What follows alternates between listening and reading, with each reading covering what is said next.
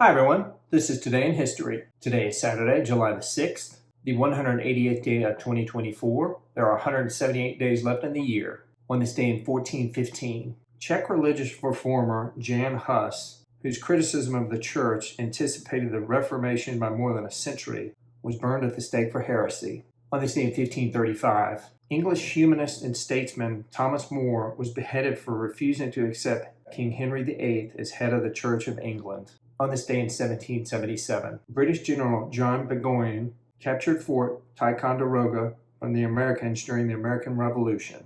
On this day in 1885, Louis Pasteur successfully tested an anti-rabies vaccine. On this day in 1907, Mexican artist Frida Kahlo, noted for her intense, brilliantly colored self-portraits, was born. On this day in 1928, the first full-length, all-talking motion picture, Lights of New York, premiered in New York City. On this day in 1942, Anne Frank and her family went into hiding in Amsterdam and lived in a secret annex, an experience documented in her diary, which became a classic of war literature until captured on August 4, 1944. On this day in 1946, businessman and politician George W. Bush, who served as the 43rd President of the United States, was born. On this day in 1957, with her defeat of Darlene Hard, American Althea Gibson became the first black tennis player to win the Wimbledon Singles Championship.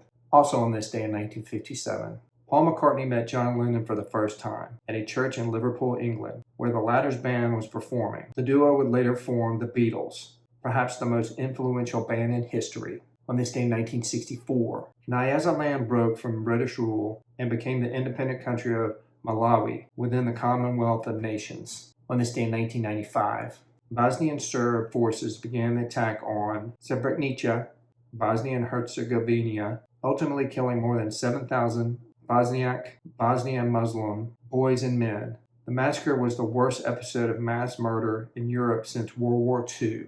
On this day in 2002, John Frankenheimer, who is considered one of the most creatively gifted directors of the 1950s and 1960s, especially noted for such classic films as The Manchurian Candidate, released in 1962, and The Birdman of Alcatraz, also released in 1962, died in Los Angeles.